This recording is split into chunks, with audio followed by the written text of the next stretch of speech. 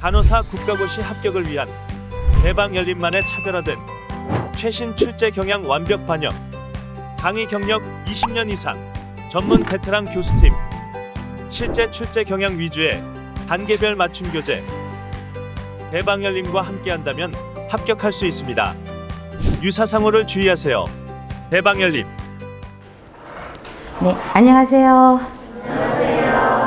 대방열림 고시학원에서 간호사 국가고시 대비 기본 간호학도 맡고 있는 오정아입니다. 자, 여러분들 기본 간호학 그러면 말 그대로 기본적인 간호 행위와 관련되어 있는 거죠. 여러분들이 막상 이제 임상 실습을 나가면 굉장히 요즘에는 많이 제한되어 있는 거를 볼 수 있어요. 그렇기 때문에 실제로 직접 술기를 해본 적이 많은 내용이 없을 겁니다. 그쵸? 그러다 보니까 기본 간호학이 조금 어렵게 느껴지기는 하는 과목이기도 합니다. 자, 최근에는 어떤 새로운 유형이나 뭐 심화 문제 이런 거보다는 반복되었던 익숙한 내용들이 많이 나오는 걸 볼 수 있고요. 예전에는 기본 간호학이 굉장히 복잡하게 들어갔다 그러면 최근 몇 년간은 이제 기본에서 우리 아동에서 설명했지만 아동 파트와 관련되는 거는 아동 간호로 다 넘어갔고요. 또 모성과 관련되는 거는 모성으로 넘어갔고, 그래서 몇 년 전과 비교하면 굉장히 간추려졌다라고 할 수 있고요. 시험 문제도 그렇게 어렵게 나오지는 않습니다. 물론 그때그때 출제 경향에 따라 좀 달라지는 경향이 있긴데, 그래서 몇 년 전만 해도 뭐 기본과락도 있었거든요. 근데 지금에는 그렇게까지 나오지는 않고 있어서 기본적인 내용만 충실히 잘 정리하면 좋은 점수를 얻을 수 있을 거라고 봅니다. 자, 기본 간호학 공부를 하다 보면 여러 과목이랑 같이 연결된 거를 볼 수 있어요. 그래서 뭐 성인 간호학도 그렇고 아동, 모성, 간호관리 이런 부분들이랑 내용이 많이 중복되는 걸 볼 수 있습니다. 그래서 이 부분을 잘 해놓으면 다른 과목에서도 그렇게 쉽게 답을 유출할 수도 있는 거고요. 다른 과목에서도 기본 간호 문제들이 같이 병행돼서 출제된 걸 볼 수 있기 때문에 조금만 충실하게 공부를 하시면 도움이 되실 겁니다. 그럼 목차를 한번 봐볼까요? 목차에서 우리 기본 간호학에서 가장 출제 비용이 높은 게 어딜까요? 투약. 그쵸? 투약 부분이 굉장히 높죠. 그래서 그 부분은 굉장히 꼼꼼하게 다룰 거고요. 그 다음에 감염 문제, 메르스 이후부터는 감염 문제가 또 제법 많이 나오고 있습니다. 그래서 투약하고 그 다음에 투약 부분하고 감염 부분이 가장 많은 비율을 차지하고 있고, 그 다음에 많이 나오는 부분이 산소와 배설, 영양, 그 다음에 활동 부분, 활동과 운동 부분 등이 그래도 또 빈도수가 조금 많이 나오니까 그런 부분을 중점적으로 공부를 하도록 하겠습니다. 자, 기본 간호학 수업 역시 3시간씩 6회 총 18시간으로 진행될 예정이고요.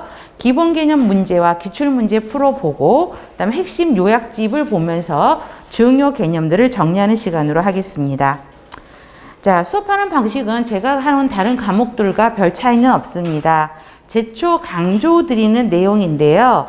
문제풀이만 하지 마시고, 그쵸? 그게 왜 그 답관이 문항이 틀렸는지 그 부분을 반드시 정리하시기 바라겠습니다.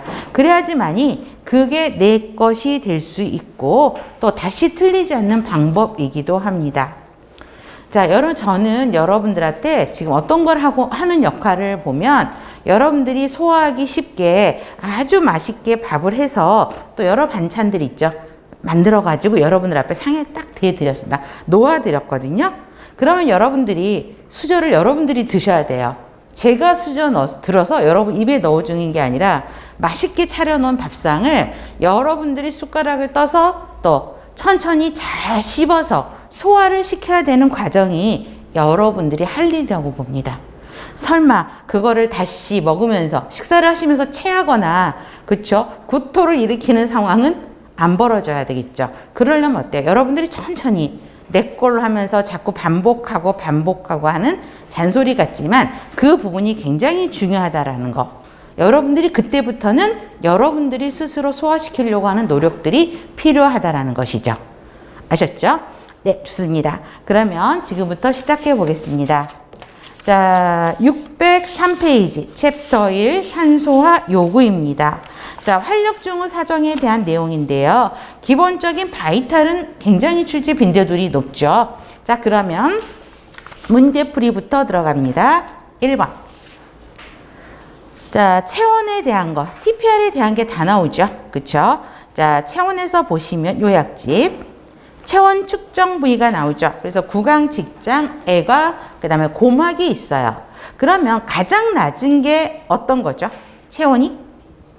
애과. 그래서 좀 외우기 쉽게 한다면 애, 고, 구, 직. 그렇죠? 그래서 직장이 가장 높고 0.5도씩 차일 거예요. 그렇기 때문에 애가가 가장 낮고 그 다음에 고막, 직장이 되고 37도, 죄송해요.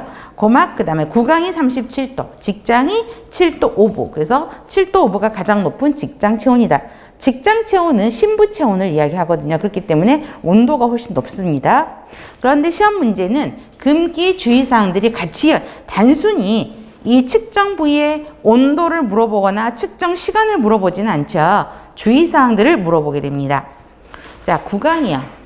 체온계를 깨물 가능성 있는 사람은 입으로 넣으면 안 되겠죠. 그 다음 영아나 소아, 의식 손상이나 의식 손상이 있으면 아무래도 입안에 넣게 되면 문제가 생길 수가 있고요. 그다음에 구강 손상이 있는데 거기다가 넣으면 또 더더욱 안 되고 입으로 호흡하는 사람은 왜 안 될까, 여러분? 어떤 측정 오류가 있을까? 체온이 정상보다 높아져요? 높게 측정돼요? 낮게 측정돼요? 높게 측정되죠. 그렇기 때문에 입으로 구강호흡하는 사람들도 그렇고요. 그럼 정신질환자는 이해를 잘 못하시니까 또 사고가 날 수도 있고, 또 하나 흡연 많이 하는 사람들한테도 구강은 피하시는 게 좋죠. 흡연을 많이 하는 사람들은 체온이 어떻게 더 측정될까요? 높게 측정되는 걸 볼 수 있죠. 그렇기 때문에 그런 대상자들은 피하시는 게 좋죠. 직장입니다. 자, 직장은 아까 신부 체온이기 때문에 하나만 써놓으세요. 가장 정확합니다. 가장 정확한 거. 그 다음에 직장 내 문제나 수술 환자에게는 이거 하면 될까요? 안 될까요? 직장 내 문제를 갖고 있어. 수술 환자야. 직장 수술 환자야. 하면 안 되겠죠, 당연히. 그 다음에 심장 질환자는 별표. 기억을 좀 해주셔야 됩니다. 자, 심장 질환을 갖고 있는 환자에게 직장 체온을 하게 되면 미주신경을 자극해서 심박동수가 오히려 더 떨어질 수 있어요. 그렇기 때문에 직장 체온 금기 대상입니다. 그다음에 신생아 반복 측정은 직장 파열이 될 수가 있어요. 그래서 신생아에게는 체크하지 않습니다. 애과요. 안전한 방법이긴 한데 우리 애가 체온은 애가 체온계 딱 꽂고 피부랑 밀착시켜서 딱 붙여야 되죠. 이렇게 놓으면 여기 겨드랑이 딱 벌어지면 떨어져서 파손될 수 있잖아요. 그렇기 때문에 피부와 밀착성이 떨어지고요. 피부에 문제가 있는 대상자에게는 애가를 하면 안 되겠죠. 그래서 전신환상, 그 다음에 피부질환 환자는 피하는 게 좋습니다. 고막, 짧은 시간 내 신부 체온을 반영한다. 이거 동그라미 하세요. 별표. 그래서 고막은 1, 2초. 요즘에 고막 체온계 굉장히 많이 재죠. 첫 번째 땡이고요. 그렇지만 웨이도, 귀지 등에 따라서 정확도가 떨어지죠. 보통 우리 고막 체온계 애들을 키우는 집들은 고막 체온계를 거의 많이 가지고 있는데 어때요, 요즘에? 딱 대고 깊게 넣느냐, 저 앞에다만 체크하느냐에 따라서 체온 변화의 차이가 있다라는 것입니다. 그 다음에 2번. 체온에 영향을 미치는 요인은 별표 많이 머스트로 갑니다. 체온도 그렇고요. 맥박도 그렇고 혈압도 그렇고 호흡도 그렇고 각각의 TPR, 바이탈에 영향을 미치는 요인들은 항상 나온다라고 보시면 되겠습니다.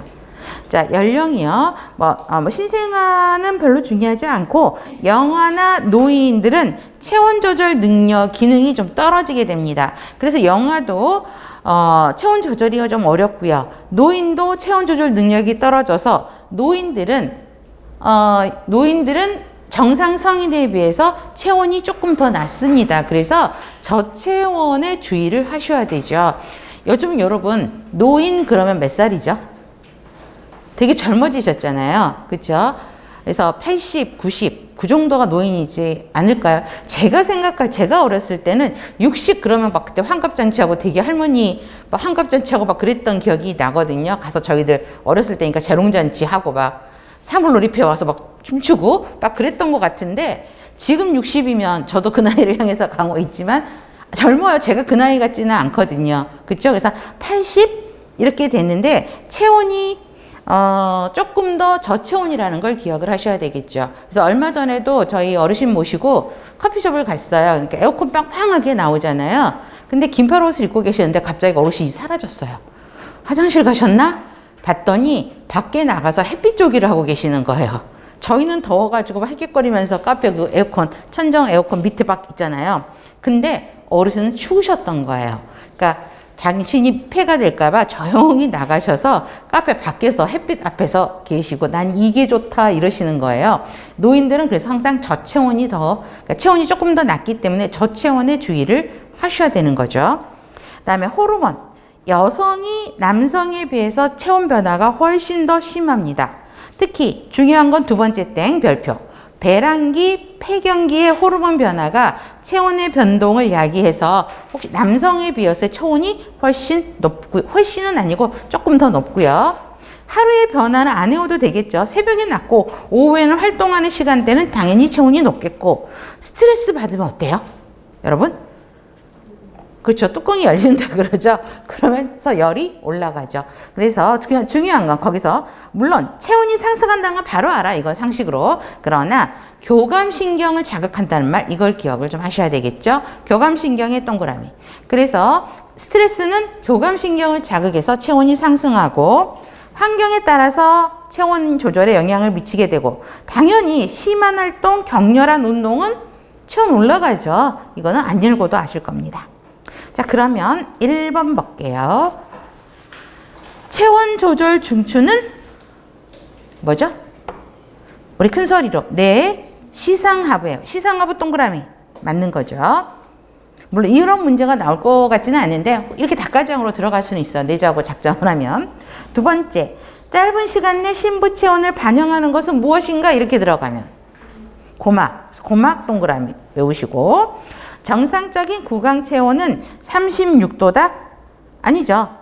37도이고 직장 체온은 구강 체온보다 0.5도씩 높다. 뒷문장은 맞죠?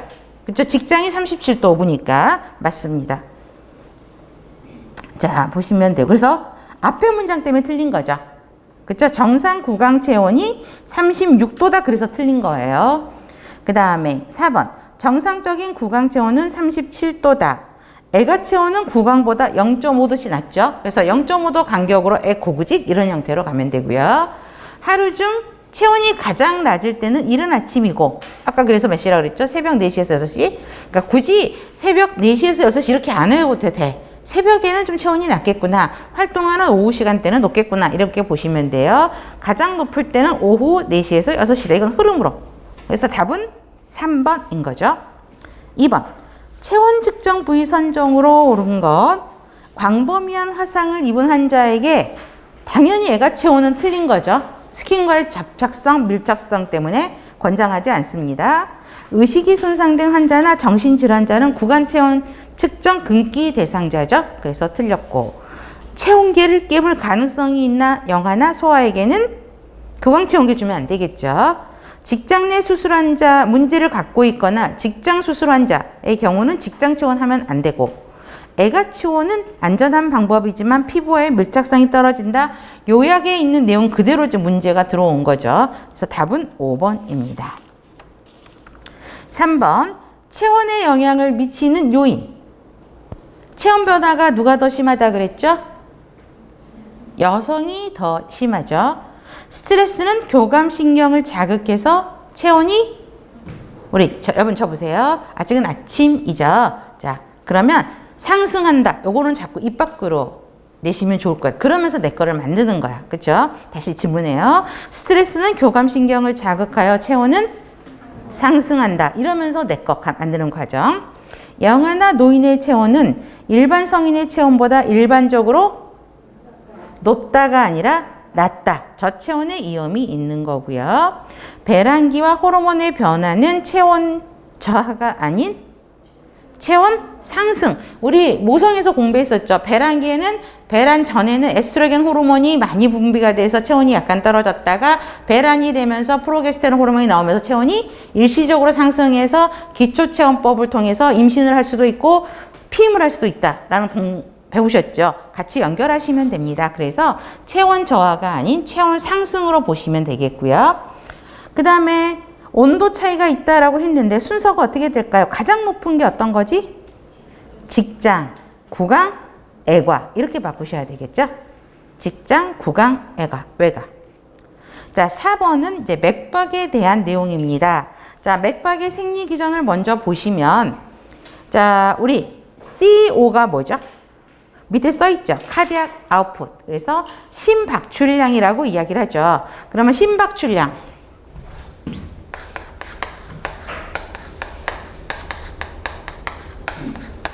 심박출량을 카디악 아웃풋이라고 하는데 자, 하트레이트, HR은 하트레이트죠. 심박수 곱하기 SV, 스트로크 볼륨을 이야기합니다.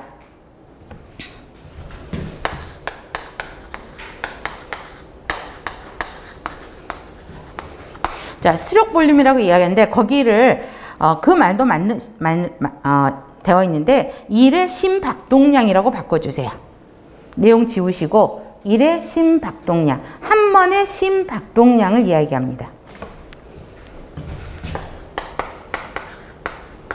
가로 부분 있죠? 스트로크 볼륨. 스트로크 볼륨을 이렇게 한 번 할 때, 자, 이 내용은 뭐냐면 박동을 할 때 좌심실에서 분출되는 혈액량을 1회 심박동량이라고 하거든요. 그래서 카디악 아웃풋은 하트레이트 곱하기 SV 1회 박동량이라고 보시면 됩니다. 자, 세 번째, 네 번째 별표 아세요?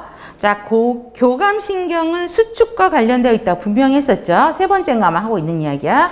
심장 박동과 심근 수축력을 심근 수축을 시키는 거예요. 그래서 카디악 아웃풋이 증가합니다. 그래서 교감신경은 카디악 아웃풋이 증가한다. 상대적으로 부교감신경은 이완과 관련되기 때문에 수축력이 떨어지게 되죠. 그래서 카디악 아웃풋이 감소한다. 그래서 세 번째, 네 번째는 기억을 하시면 좋겠고요. 우리 설마 하트레이트 정상이 얼마인지는 모르시는 분들은 없으시죠? 몇 회? 여러분 저보다 더 조금 톤 올려주세요. 몇 회?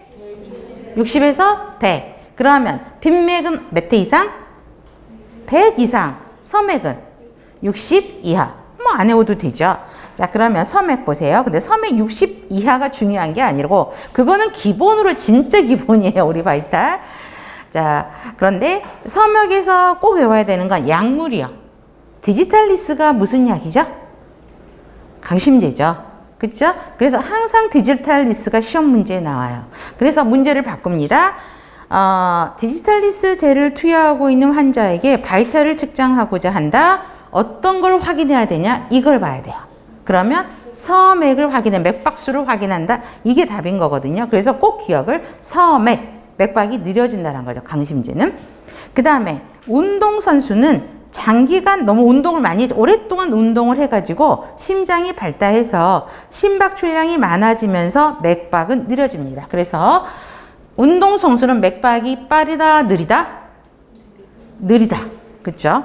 이거는 꼭 외워야 돼. 세 번째, 네 번째는 별표.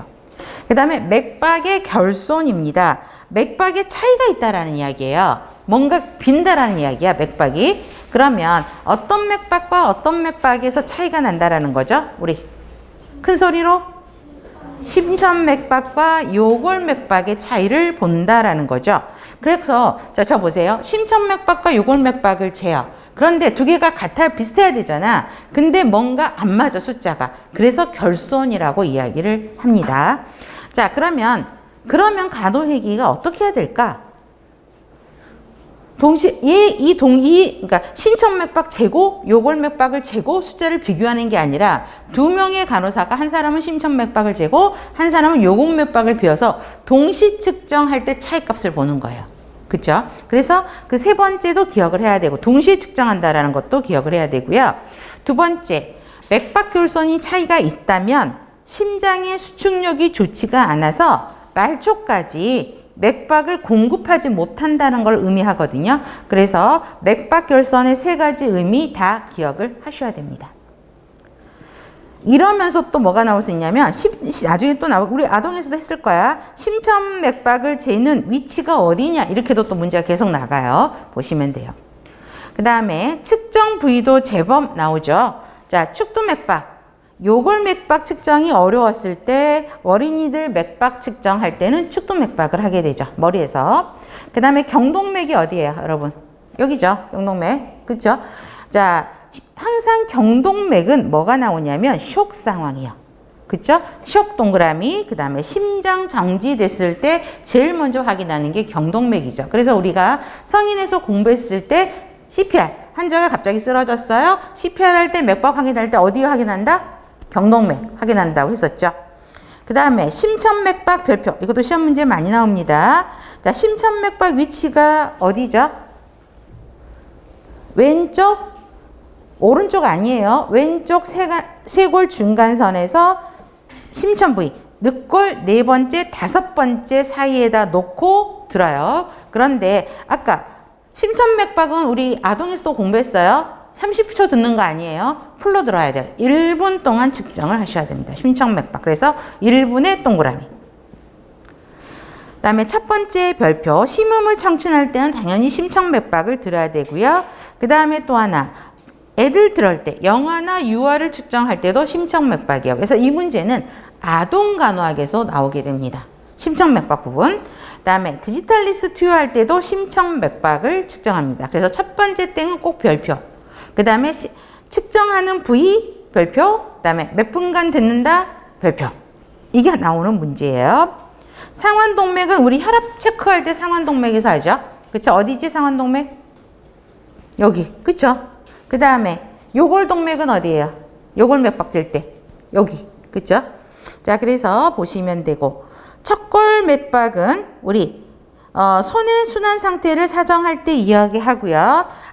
ABJ 가스 분석할 때 알렌 테스트 하는 부위가 척골맥박이에요. 척골맥박이 어디예요?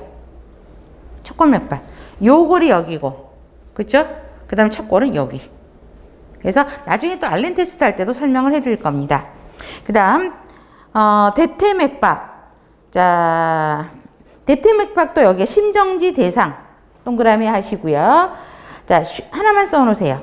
여기도 대퇴맥박은 하나만 써놓으면 쇼크에 빠질 때 쉽게 측정 가능한 것이 대퇴맥박이에요. 하나만 써놓으세요. 쇼크에 빠질 때 쉽게 측정할 수 있어요. 그래서 우리가 보고 그 다음에 수라맥박, 무릎에 있는 쪽이죠. 그래서 보시면 자, 하지에서 혈압기 사용할 때는 수라맥박이죠. 그래서 문제가 최근에 기출문제가 이걸걸요. 수라맥박. 하주에서 측정할 때. 그래서 상지에서 측정할 때는 어디?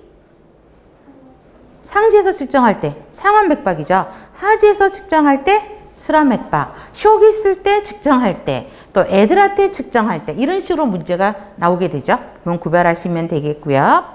그 다음에 영향 요인은 머스트로 갑니다. 별표 한 몇 개 이상. 자, 맥박에 영향을 미치는 겁니다. 자, 성인기까지 연령이 증가해요? 감소해요? 감소하죠? 애들 여러분, 신생아 하트레이트 얼마가 정상이에요? 신생아 갑자기 아동으로 바뀌었네? 120에서 160, 우리 공부했으니까 물어보는 평균 140. 근데 어른은 맥박이 얼마야 정상이죠? 60에서 100. 그렇죠? 그렇기 때문에 어른으로 성인으로 갈수록 맥박은 느려진다라고 될 수 있고요. 그 다음에 여기에서 보시면 빈맥과 서맥의 차이점들을 같이 구별을 이게 항상 시험 문제예요. 어떤 상황에서 빈맥이냐, 어떤 상황에서 서맥이냐. 자, 빈맥, 급성 통증, 그렇죠? 그 다음에 불안, 이럴 때는 교감신경을 자극해서 맥박이 증가합니다. 그러나 상대적으로 서맥에서 세 번째 땡 봐보세요. 조절되지 않는 심한 통증, 만성 통증은 부교감신경을 자극한대요. 그래서 맥박수가 떨어져요. 그래서 급성 통증이냐 불안하냐 아니면 만성 통증이냐 그쵸? 이거에 따라서 맥박이 증가하냐 감소하냐 기본 문제입니다. 또한 우리 단기간 우리 아까 장기간 운동은 섬액이 보인다 그랬죠. 스포츠형 심장 운동으로. 그런데 단기간 운동하게 되면 당연히 빨라질 수밖에 없고요. 열 적용이라는 건 뭐지? 우리 몸에다가 따뜻한 뭐 핫팩이라든가 전기 매트리스 위에 누워 있다거나 그러면 당연히 더워지니까 열이 올라가니까 대사가 증가돼서 올라가고, 혈액 소실이라고 하면은 다른 말로 하면 출혈을 의미하죠. 블러드가 잃어버리는 거니까 출혈인 상황이에요. 출혈인 상황에서는 맥박수가 증가하죠. 교감신경이 자극돼서 증가하죠. 그래서 이때는 빠르고 약한 맥박이에요. 굉장히 약하고 빠른 맥박들을 하게 되고요. 체온이 상승하면 당연히 열 오르죠. 이건 안 해워도 돼. 그 다음에 만성호흡기 질환이나 빈혈 이럴 때도 하트레이트 올라가게 되죠. 그 다음에 약물도 항상 시험 문제 나와요. 에피네프린, 아트로판 약물은 맥박을 뛰게 하는 거죠. 그래서 환자가 맥박이 막 떨어지고 있을 때 이 약물들을 투여하고요. 갑상선 기능 항진은 맥박수가 늘어납니다. 그래서 갑상선 기능 항진은 맥박이 증가가 돼요. 그렇지만 섬액의 제일 밑에 봐봐. 갑상선 기능 저하는 맥박이 떨어지죠. 그러면 외우는 거 어렵지 않죠. 기능 항진이니까 올라가니까 맥박수 올라가고, 기능 저하는 아래 하로 내려가니까 맥박수가 떨어지겠구나 이렇게 외우셔도 쉽게 외울 수 있는 방법. 그 다음에 섬액은 보세요. 남성이 여성보다 느려요. 저도 나이가 있어서 건강 문제를 신경 쓸 나이인데 어느 날 제가 좀 맥박이 좀 빨리 든다는 생각을 드는 거예요. 물론 그때는 굉장히 스트레스를 좀 받고 있어서 뛴다는 느낌은 받긴 했거든요. 그래서 이상하다, 내가 빈맥이 있나? 막 이러면서 걱정을 하면서 그때부터 날마다 이제 혼자 앉아서 이걸 재고 있는 거예요. 그랬다가 이제 요즘에 식기들 중에 이렇게 하트레이트 재주는 거 굉장히 많잖아요. 그래서 어느 날 그걸 남편이 사갖고 했어요. 자동으로. 근데 너무 화가 나는 건 남편의 하트레이트는 평균 60에서 64예요. 그럼 굉장히 안정적인 거죠. 어떤 때는 57까지 떨어지는 거 봤거든요. 근데 저는 평균이 80 이상인 거예요. 그러니까 60대도 아니고 80이에요. 그래서 제가 항상 말이 이거 맥박이 내는 왜 이렇게 빨리 뛰지? 딱 그런 생각을 했었거든요. 물론 80대, 70대, 80대 넘어가기도 하고 막 스트레스 받으면은 막 90, 100회까지도 가는 걸 보거든요. 그러니까 성향도 있긴 한데 일반적으로 여성이 훨씬 느리게 뛰는 거죠. 그러니까 여성이 훨씬 빨리 뛰는 거죠. 남성이 느리게 뛴다라는 거 기억해야 되고, 그다음에 키가 크고 마른 사람이 키가 작고 뚱뚱한 사람보다 느리다고. 자, 이런 말을 제가 왜 자기 남편 이야기를 꺼냈냐면, 제가 미스 때도 이제 결혼할 때 물론 중매하는 나오잖아, 리스트가. 그러면 제가 잘렸던 이유 중에 하나가 키가 작다예요. 그리고 여러분들 나이 때도 그때는 지금은 비만이지만 그때도 조금 통통족이었었어요. 그쵸? 근데 어떻게 보니까 운 좋게 연애를 했는데 감사하게 남편이 키 큰 남자를 만난 거예요. 184. 그쵸? 너무 웃겨요. 조합이. 근데다가 말랐어요. 그러니까 키 크고 마른 남자를 남자와 키 작고 통통한 여자가 결혼을 한 거죠. 그쵸? 그래서 보면, 자, 저희 남편이 맥박이 느리다는 거, 키가 크고 말랐어요. 그쵸? 그렇지만 저는 키가 작고 통통하죠. 그래서 그거를 외우시라고 이렇게 이야기를 하는 거예요. 그래서 보시면 되고. 그 다음에 조절되지 않는 심한 통증과 만성 통증, 아까 설명했고요.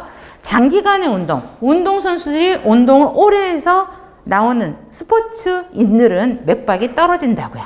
단기간의 운동은 맥박이 빨라지고요. 연령이 증가하면 맥박이 느려지고, 특히 약물별표, 강심제, 디지탈리스는 맥박이 떨어지죠. 그 다음에 갑상선 기능 저하는 맥박이 떨어지죠. 그래서 빈맥과 섬맥의 차이를 반드시 구별하셔야 돼요. 여기서 시험 문제 거의 다 나올 거예요. 좋습니다. 그러면 4번 볼게요. 운동선수에게 있어서 섬액이 나타난 이유, 단답형이죠. 섬액이 나타나는 이유. 금방 나오죠. 장시간의 운동으로 심장이 발달하여 심박출량이 많기 때문이다 라고 되는 것이죠. 답은 4번이고요. 5번. 심천요골맥박 측정 방법으로 틀린 거. 자, 심천맥박의 측정 부위 동그라미 해보세요. 그러면 크게 한번 읽어볼까?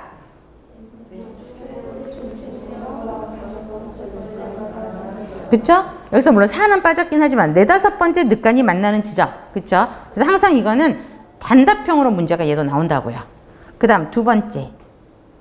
부정맥이 있는 경우는, 자, 질문을 제가 이렇게 드릴게요. 답을 막 찾으세요. 부정맥이 있는 경우는, 부정맥이 뭐죠, 여러분? 부정맥의 정의를 본다면. 하트레이트가 100회 이상. 그러니까 펄스레이트가 100회 이상이면서 불규칙한 거죠. 단지 100회 이상이면 빈맥으로 보는 거고요. 그 다음에 100회 이상이면서 조금 불규칙한 거, 이거를 부정맥이라고 하는데, 자, 부정맥이 있는 경우는 뭘 확인하기 위함이에요? 맥박 결손을 확인하기 위함이에요. 자, 그래서 맞는 문장이고요. 3번. 두 명 중 한 명은 요골맥박을 측정하고 다른 한 명은 심천맥박을 청진으로 측정하나. 여기까지 맞죠? 동시에 측정할 필요가 없는 게 아니라 동시에 측정을 해야 되죠. 그 다음에 여기 보세요. 그렇게 하면 되고 4번. 1분 동안 측정해서 두 맥박을 비교해야 돼요. 문제는 이제 심천 요골맥박을 물어보니까 풀로 1분간 재야 되는 거 맞고요. 심장 수축력이 좋지 않아 말초동맥까지 맥박을 충분하게 공급하지 못함을 의미하고 있죠. 답은 3번입니다. 4번.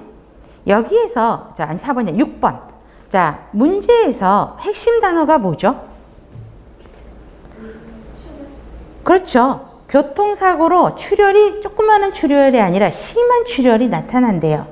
그래서 요골맥박을 측정을 했는데 요골맥박이 잘 안 들려. 그럼 어디서부터 해야 되지? 여러분, 수라가 어디야? 수라는 무릎 뒤에 있는 거. 그렇죠? 수라는 거기서 안 잡히지. 물론 쇼크 상태가 되면 대퇴 맥박도 가능하지만 지금 가장 근접한 답은 경동맥이죠. 경동맥이 중심순환하고 근접해서 맥박 강도가 굉장히 잘 잡히는 곳이 경동맥입니다. 그래서 일단 쇼크나 심정지로 인해서 다른 부위에서 맥박이 안 잡히면 경동맥부터 체크를 하셔야 되죠. 답은 3번입니다. 7번. 맥박에 영향을 미치는 요인입니다. 자, 제가 질문을 하면 답을 크게 하세요. 자, 1번에는 어디가 틀린 거죠? 다량의 출혈 시에는, 그렇죠, 부교감 신경을 자극하는 게 아니라 교감 신경을 자극하여 맥박수가 감소가 아닌 증가가 되는 거죠. 그래서 1번 문항은 두 군데 다 틀렸죠. 다량의 출혈 시에는 교감 신경을 자극하여 맥박수가 증가한다. 이렇게 바꿔야 되겠죠.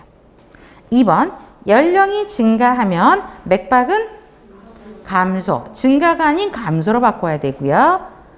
디지탈리스 투여제는 맥박을 증가가 아닌 감소, 아트로핀과 에피네프린은 맥박수를 증가. 4번. 영아와 어린이들의 경우 심천 맥박은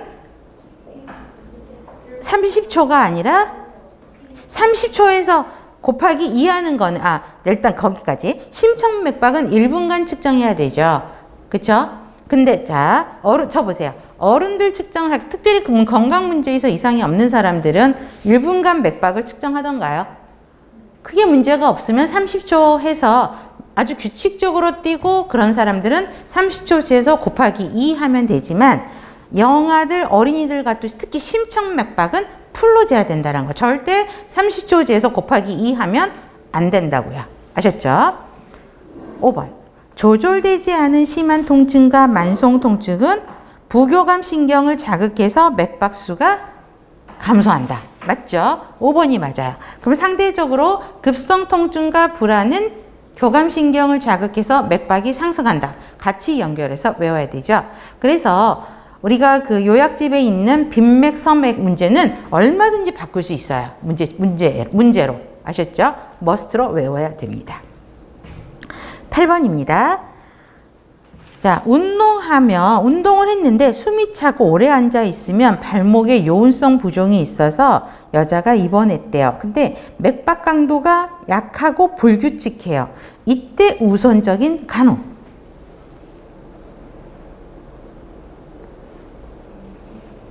자, 운동할 때 숨이 차요. 오래 앉아 있으면 발목에 막 요운성 부종이 뭐죠? 부종이 심해서 눌렀을 때 바로 돌아오지 않고 시간을 두고 돌아오는데 좀 시간이 걸리는 거. 그쵸? 요운성 부종이죠. 그런데 맥박 강도도 약하고 또 이레귤러예요. 그러면 답은 2번이에요. 심천맥박과 요골맥박을 측정을 해서 그 차이를 관찰해야 된다라는 건데 왜 그럴까? 이 증상이 어떤 증상이어서 그렇죠? 심장에 문제가 있는 것 같아요. 그래서 심장장애로 인해서 말초까지 혈액이 전달되지 않은 거죠. 그래서 오랫동안 앉아있으면 발목이 부어오른다고요.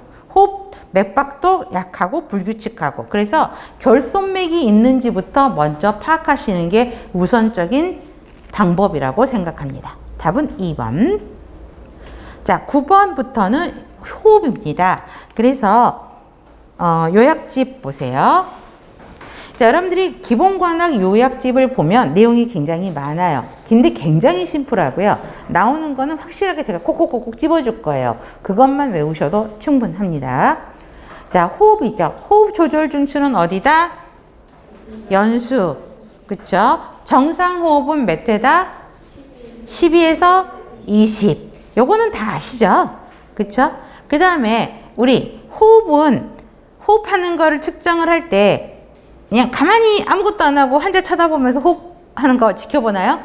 그럼 환자가 스트레스 받죠? 그렇죠? 그렇기 때문에 먼저 맥박을 측정하고 나면 그 손 떼지 말고 시선은 환자를 보면서 호흡을 측정하는 거죠. 그 이야기예요. 그래서 요골맥박을 측정하는 것처럼 손목을 잡고 있으면서 흉부 움직임을 보면서 호흡을 체크해야 되죠. 여기도 마찬가지야. 규칙적이면 30초 측정해서 곱하기 2 하면 되고 불규칙적이면 1분 풀로 해야 되는 것이죠. 그 다음에 호흡 양상 별표하세요. 자, 정상 호흡은 아실 거고 느린 호흡은 몇 회? 12회 미만이죠. 그쵸? 쉽게 말하면 12회에서 20이 노말이기 때문에 그 수 이하가 느린 호흡. 그 다음에 20회 이상이 되는 게 빠른 호흡. 안 해도 되죠. 그 다음에 호흡 과다요. 호흡을 많이 하는 거죠. 그래서 20회 이상 하는 거를 볼 수 있고요. 우리 운동하고 나면 가쁜 호흡을 막 여러 번 쉬죠. 그거를 호흡 과다라고 이야기를 하고 무호흡이라는 거는 몇 초 동안 호흡이 없는 거야? 15초. 이 15초는 동그라미 하세요. 그 다음에 과한기, 과도한기라고 이야기를 하는데 호흡의 비율과 깊이가 증가하는 거. 저 보세요. 여러분. 이렇게 호흡도 깊게 하면서 들이마시고 이렇게 쉬는 거. 그러면 이산화탄소가 더 많이 빠져나오게 되겠죠. 그래서 이산화탄소 저하가 나타납니다. 빠르고 깊은 호흡이에요. 환기 저하는 자, 호흡은 정상보다 낮대 깊이도 낮아요. 상대적으로 얘는 과한기는 이산화탄소가 많이 빠져나온다 그랬죠. 근데 얘는 과소한기라는 거기 때문에 이산화탄소가 몸에 쌓인다고요. 이렇게 보시면 되고 실제 시험 문제는 체인스톡 호흡하고 쿠스말 호흡이 나오게 됩니다. 자, 체인스톡 호흡은 호흡의 비율 깊이가 불규칙해요. 무호흡하고 과잉한기가 교대로 나타나는데 특히 하나만 더 써놓으시면 체인스톡 호흡 옆에 공간에 하나만 쓰세요. 심부전, 요독증,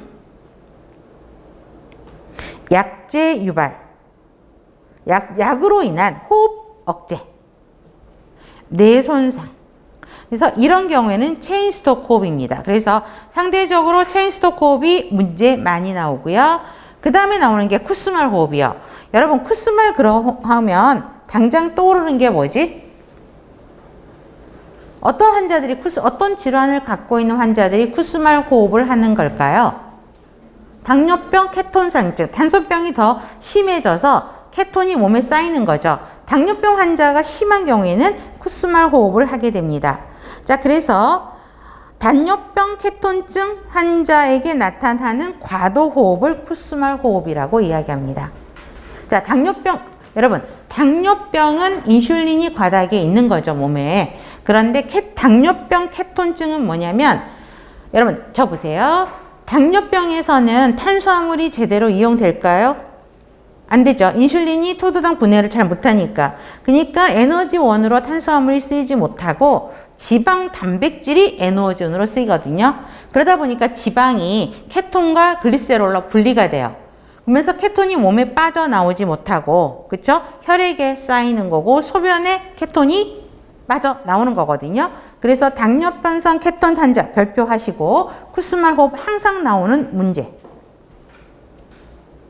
그 다음에 아까 호흡억제 증상 뇌손상일 때 체인스톡 호흡입니다.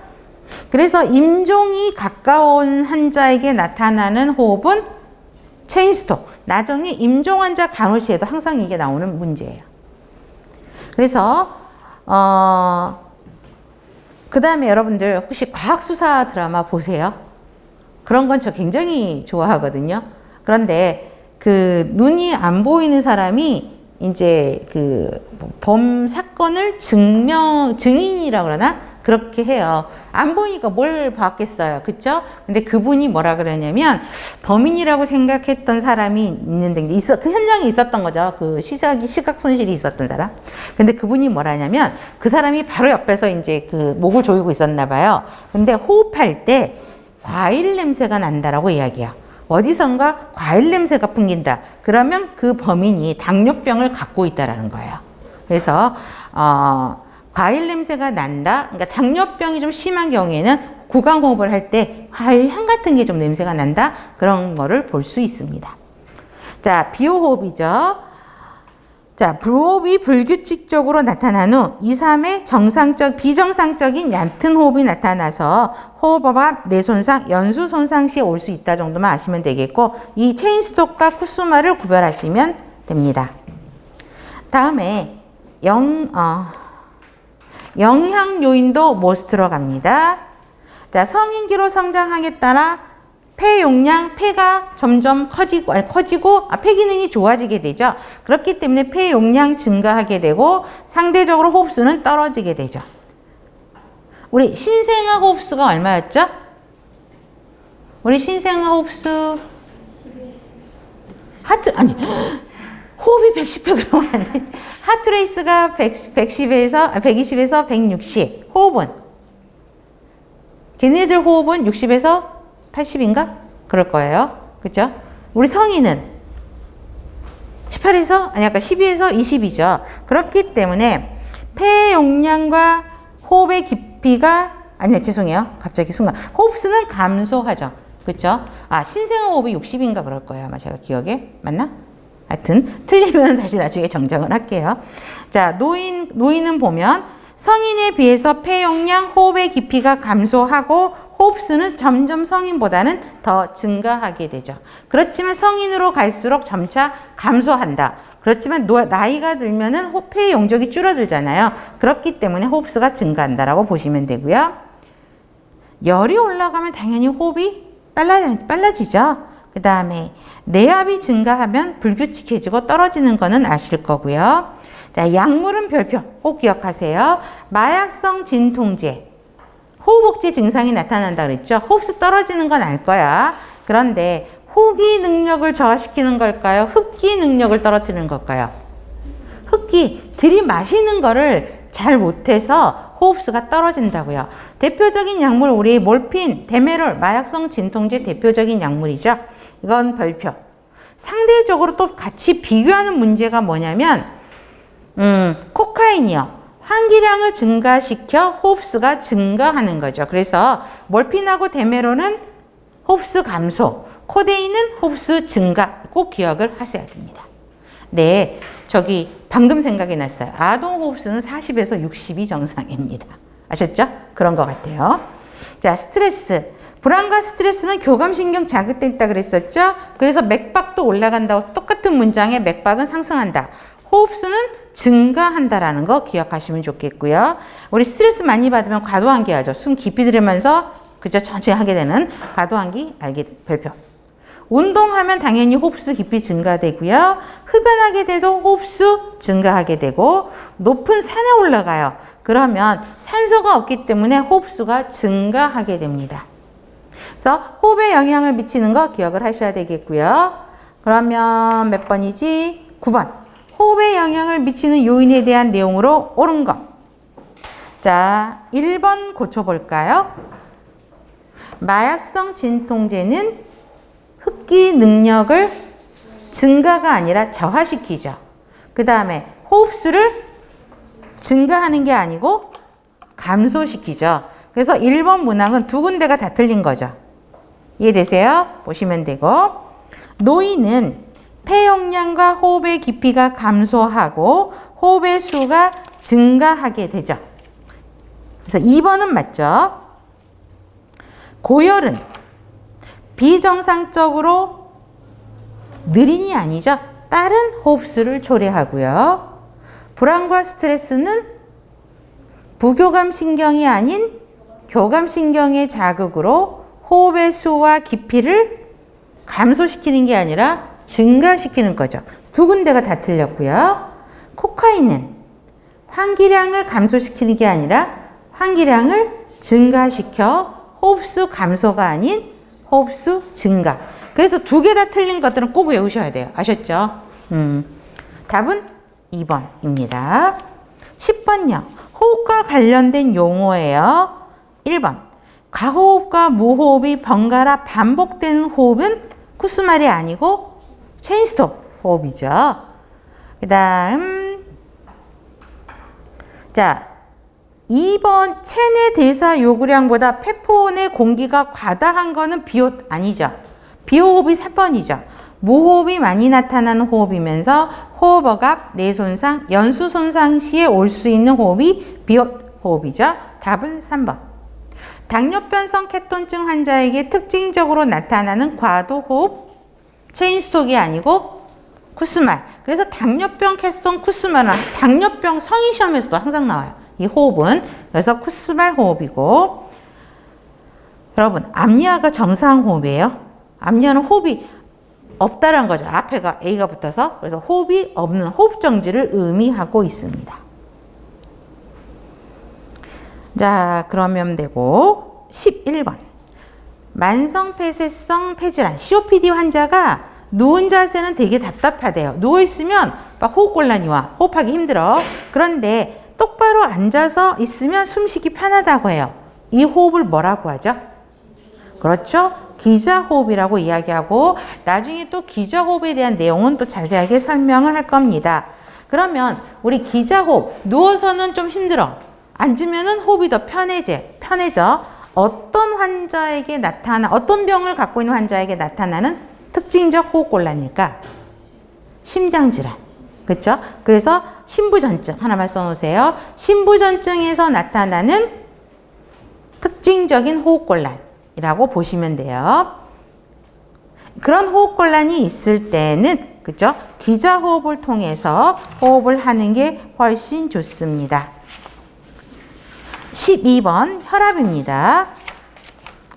자, 바이탈에서요, 제일 시험 많이 나오는 게 이 혈압이에요. 자, 혈압은 다 못 들어갑니다. 자, 혈압은 심박출량, 카디악 아웃풋 곱하기 PR, 말초 혈관 저항, 혈관 저항을 곱해서 혈압이 되는 거죠.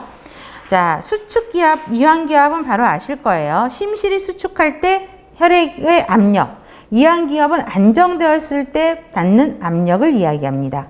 중요한 건 맥압이죠. 우리 정상 혈압이 얼마죠? 120에서 80. 그러면 수축기압이 120, 이완기압이 80. 그러면 120에서 80 뺀 거 40이죠. 이걸 맥압이라고 이야기를 합니다. 그래서 맥압 별표, 수축기압 빼기 이완기압 차이. 30에서 50보다는 120에서 80을 빼면 되니까 40이 되는 거죠.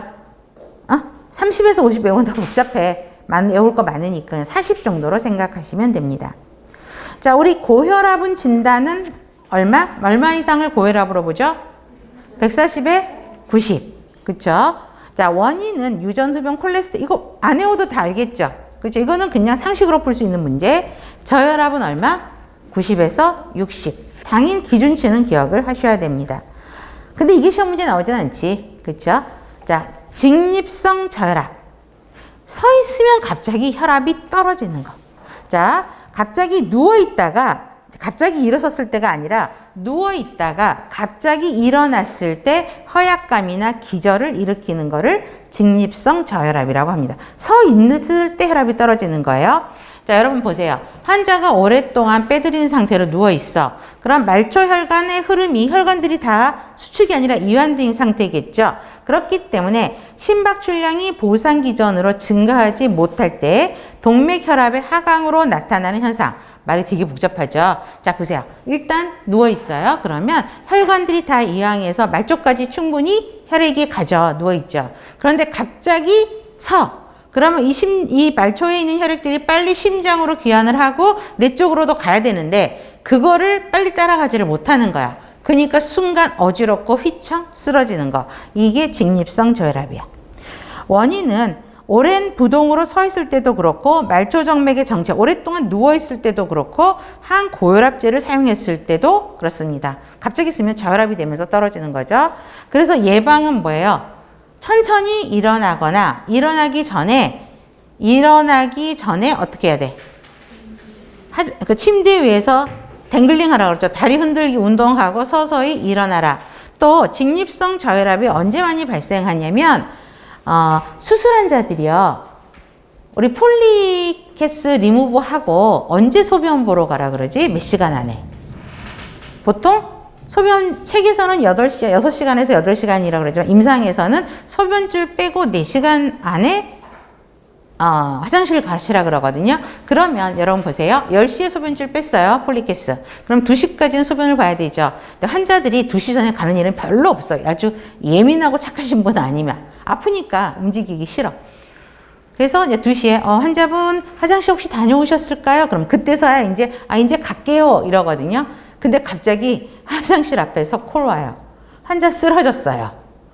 무슨 말인지 아시겠죠? 왜? 갑자기 이제 빨리 간호사가 재촉하는 느낌을 줬는지 환자한테는 모르겠어요. 제가 2시까지 소변 보시라고 말씀드렸죠. 좀 지금 다녀오시면 안 될까요? 그러면서 간호사가 이제 추가적인 내용을 설명을 했어야 되는데 다녀오세요 이런 거야. 그러니까 이제 2시라 그러니까 막 불이 나게 나가가지고 하다가 화장실 문 앞에 쓰러져요. 가장 대표적인 케어는 어떻게 할까 여러분? 제일 먼저 케어. 그 사람이 왜 쓰러졌는지를 알아야 되겠죠. 우리 학생들한테 물어보면 우리 학생들이 뭐라고 대답할까요? 바이탈을 측정한다. 그러거든요.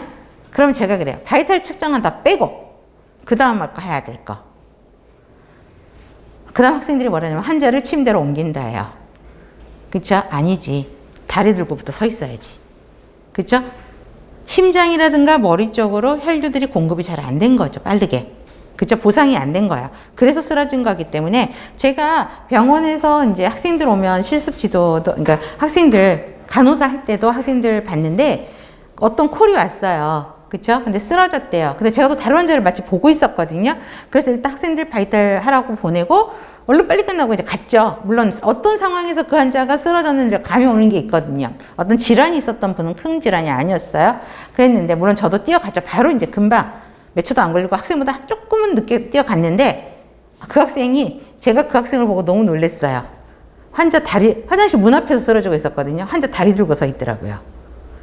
그쵸? 반사 동작이에요. 그래서 너 왜 어떻게 다리 들 생각을 했어? 그랬더니 왠지 그래야 될 것 같다는 생각, 대답은 잘 못하면서 왠지 그래야 될 것 같다는 생각이 든대요. 그래서 그러면 제가 그 친구한테 개인 숙제를 줬어요. 왜 너 행동 정말 잘했는데 왜 그런지를 한번 찾아서 한 2-3줄로 정리해서 가져와 볼래? 그랬거든요. 레포트를 내라는 게 아니고 내가 다음날 물어볼 거야. 공부해왔더라고요. 그래서 그 친구 점수 좋게 줬어요. 그쵸? 다른 친구보다는 조금 더 높게 줬다. 왜? 반사 동작이고 뭔가를 아는 것 같은데 표현은 못하는 것 같고 그래서 그거 자기가 한 행동이 옳다라는 걸 근거를 찾아서 하면 공부가 되는 거잖아요. 그렇게 해서 직립성 저혈압 문제가 제법 많이 나옵니다. 그럼 그 간호사가 놓친 게 뭘까요? 환자한테 설명할 때.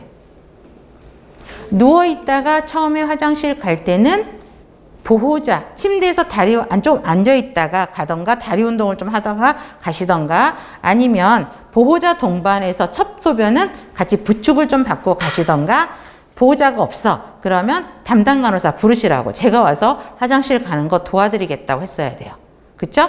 근데 혼자 가시다, 바로 일어나서 혼자 가시다가 그런 사고가 난 거죠. 그래서 크게 다치는 건 없었는데 원인을 알고 대처를 하고 그걸 미리 간호사들이 예방을 해야 되겠죠. 그다음에 혈압 결정 요소입니다. 자, 혈압 결정 요소 이거는 단순하게 나올 수도 있어요. 앞에 굵은 글씨만 보면 돼요. 자, 혈압이 올라가느냐 요소 그 결정 요소인데 심장의 펌프 작용이 어떠냐예요. 그래서 심장에서 혈관으로 주입된 혈액이 많냐 적으냐에 따라서 혈압이 올라가거나 내려가거나 하겠죠. 그 다음에 말초혈관 저항이 세냐 높으냐 낮으냐에 따라서 혈압이 올라갔다 내려갔다 하겠죠. 그래서 혈관의 지름이 작아. 그러면 혈압은 올라가요? 내려가요? 올라가죠. 그렇죠? 그 다음 혈액량이요. 자, 혈액량이 평상시보다 많아요. 그러면 혈압은 올라가게 되고 그 다음에 감소하게 되면 혈압은 떨어지게 되죠. 혈액의 점도가 높으면 어떨까? 올라가죠. 그 다음에 탄력성이 감소가 되면 당연히 혈압이 증가하죠. 그래서 이거는 외우면서도 이해를 하시면서 답을 풀으셔야 돼요. 다음에 측정 보세요. 커프. 자, 우리 이거 아동에서도 했으면서 동그라미 했었죠. 자, 팔이나 대퇴후에 몇 분의 몇? 3분의 2 동그라미. 단순한 숫자 문제들이 시험 문제 나옵니다. 커프 너비가 팔이나 대퇴 둘레 몇 프로? 40% 동그라미. 그다음에 청진기는 종형으로 들어야 되고 종형 동그라미. 평상시 수축기를 측정을 할 때 내가 120에 80이야. 그럼 수축기 요즘에는 자동으로 하니까 이런 느낌이 없을 텐데 환자가 만약 우리가 보통 120에 80이면은 120까지 올리고 혈압을 풀면 커프를 풀면 안 되겠죠.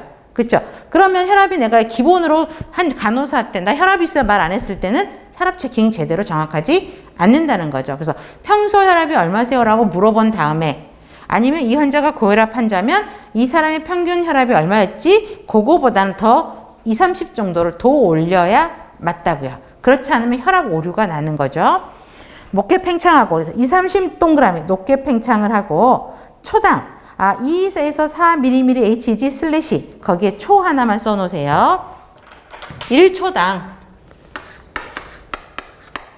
자 1초당 2에서 4mm HG 정도로 커피 공기를 빼면서 박동음을 들으셔야 돼요. 그래서 2에서 30 동그라미 2에서 4 동그라미. 자, 음이 처음 들리는 눈금이 수축기압이죠. 그다음에 소리가 점점 똑똑똑똑 들리다가 조용해지는 시간 타이밍이 이완기압이죠. 그렇죠? 그래서 여러분들이 아마 수동혈압계를 쟀을 때 여기에다가 청진기 갖다 전주화에다 청진기 대고 커프 이렇게 잠그고 혈압 올려서 그렇죠? 그다음에 퍼프 풀면서 혈압을 하잖아요. 근데 청진기 소리로 들을 거야. 청진기 소리에서 청진기로 들으면서 그 소리 들리는 거 보면서 혈압을 재죠. 수축기압, 이완기압. 근데 여러분들 간호사 오래 하다 보면요. 청진기 갖다 안 대도 돼요. 그냥 커프 갈고 그죠? 커프 감고 네, 커프 내리면서 여기를 잡고 간호사들이 재는 분들도 봤을 거예요. 청진기 안 하고. 그죠? 그리고 요즘에는 자동 혈압계들 많잖아요. 저희 집도 이제 어르신이 있어서 자동 혈압계가 있거든요. 근데 그게 맞나 틀리나를 검사를 해보면 제가 어르신이 딱 커프 말아 올라서 자동 스타트 누르잖아. 그럼 그 전부터 저는 이렇게 하고 있어요. 그러면 여기서 맥박이 감지가 되잖아요. 그러면 그게 수축기압이야. 그랬다가 맥박이 안 잡혀. 그러면 이완기압이야. 그러면서 그 눈을 그 전자 모니터를 보고 있으면 대략 비슷하게 맞아 떨어져요. 그래서 제가 이따가 그 모니터도 안 보고 어머님 혈압이 이 정도 되겠네요. 그러면 어떻게 하냐 이러세요. 어머님 며느리가 간호사인 거 잊어버리셨나 봐요. 막 이렇게 농담을 하고 하는데 그렇다는 거죠. 그래서 첫음이 수축기압, 약해지는 지점이 이완기압. 자, 반복 측정을 하고자 할 때는 몇 초를 여유를 둬야 된다? 30초 동그라미. 근데 문제가 이렇게 나가죠. 혈압을 반복 측정할 때 30초 여유를 두어야 하는 이유는 무엇인가? 정맥 우열 완화죠. 그쵸? 그런데 임상에서 보면 이런 일이 안 지켜져요. 저희 남편이 조금 상태가 안 좋아서 한의원을 갔거든요. 근데 한의원에 근무하시는 분이 혈압을 쟀어요.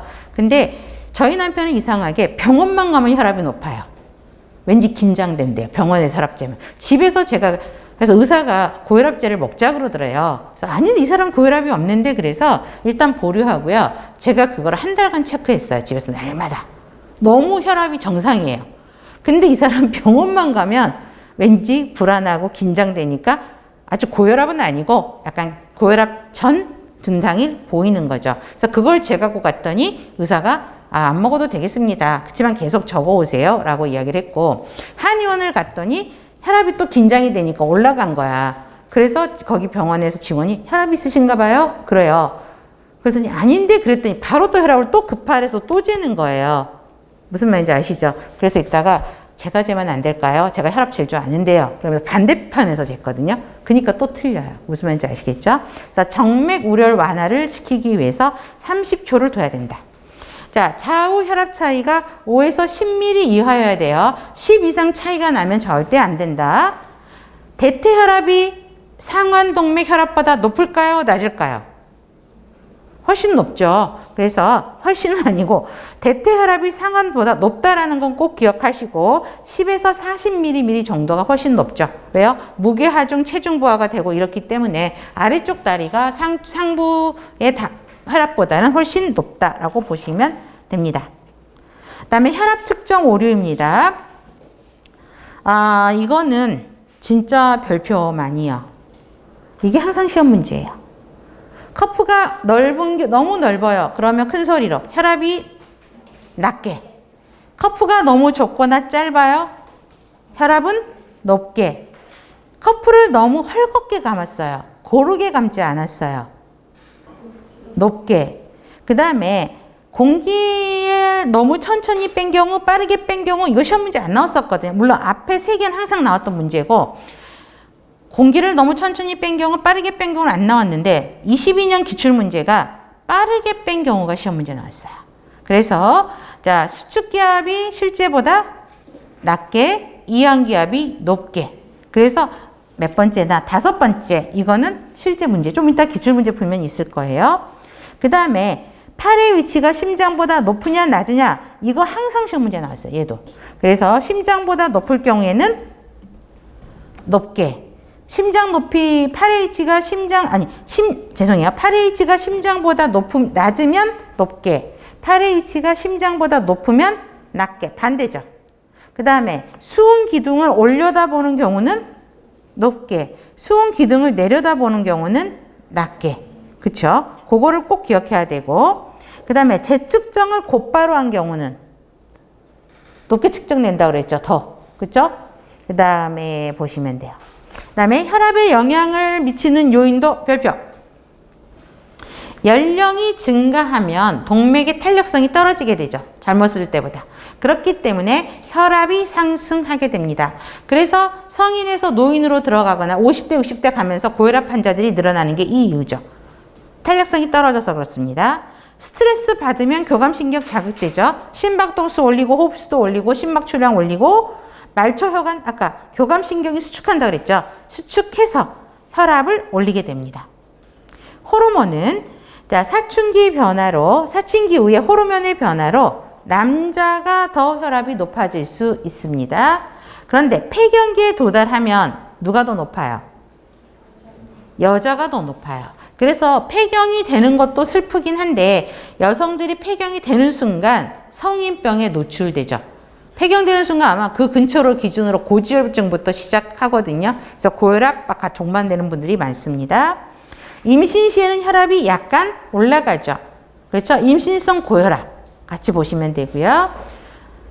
아침에는 당연히 혈압이 낮죠. 오후에는 활동하니까 혈압이 훨씬 더 높고요. 잘 때는 다시 낮아지는 건 아실 거고 흡연은 혈관을 수축하니까 혈압 올라가고 급성 통증도 혈압이 올라가고 출혈은 혈류량이 떨어지니까 혈압 떨어지죠. 그 다음에 여기 심장질환으로 돼 있죠. 뭔가 문장이 이상해요. 심장이 아닌 신장질환으로 바꾸세요. 오타가 좀 있었네요. 이거 바꾸세요. 신장으로. 자, 그래서 신장 질환을 갖고 있으면 나트륨과 수분의 정체가 되게 되죠. 그렇죠? 레닌 안지오텐신 체계가 망가지면서 그렇죠. 그래서 혈액량이 증가가 돼서 혈압이 상승하게 됩니다. 또 레닌이 방출되면서 혈압이 상승하게 되고요. 그 다음에 그래서 만성 신부전은 줄 꺼버리셔도 돼요. 같은 말이에요. 신장의 문제니까. 그 다음에 운동을 하게 되면 혈압 당연히 올라가고, 그 다음에 전신마취 별표하세요. 자, 내간에 있는 혈관 운동 중추를 억압해서 혈관 운동의 긴장을 줄여서 전신마취는 혈압을 떨어뜨립니다. 그래서 전신마취의 부작용 중에 하나가 저혈압 있었던 게 이 이유예요. 그 다음에 골격근의 수축하면 혈압 올라가겠죠. 혈액 점도가 증가가 되면 혈압 올라가고, 순환 혈액량이 많아지면 올라가고, 심장으로 들어오는 정맥 항유량이 많아졌을 때도 혈압이 올라오게 되죠. 그래서 이런 것들을 정리하셔야 됩니다. 그래서 혈압은 완벽하게 정복한다 라고 정리를 하셔야 돼요. 1번, 12번이죠. 자, 대퇴혈압을 측정할 때 대퇴동맥에서 청진한다. 아래쪽 하지의 혈압을 측정할 때는 어떤 동맥에서 해요? 이거 대퇴동맥이 아니라 스라동맥이죠. 그쵸? 조절 밸브를 열어서 1초에 2에서 4mm Hg 속도로 공기를 뺀다. 2번이 맞죠? 팔에서 혈압 측정할 때 사용하는 동맥은 상완동맥이죠. 요골동맥 아니죠. 팔 혈압 커프는 팔이나 대퇴 위에 3분의 2를 덮는 정도의 크기를 사용해야 되고요. 반복 측정하고자 할 때는 정맥 우려를 완화를 하기 위해서 30초 여유를 두어야 되는 것이죠. 답은 2번입니다. 네, 그러면 잠깐 쉬었다가 진행하겠습니다.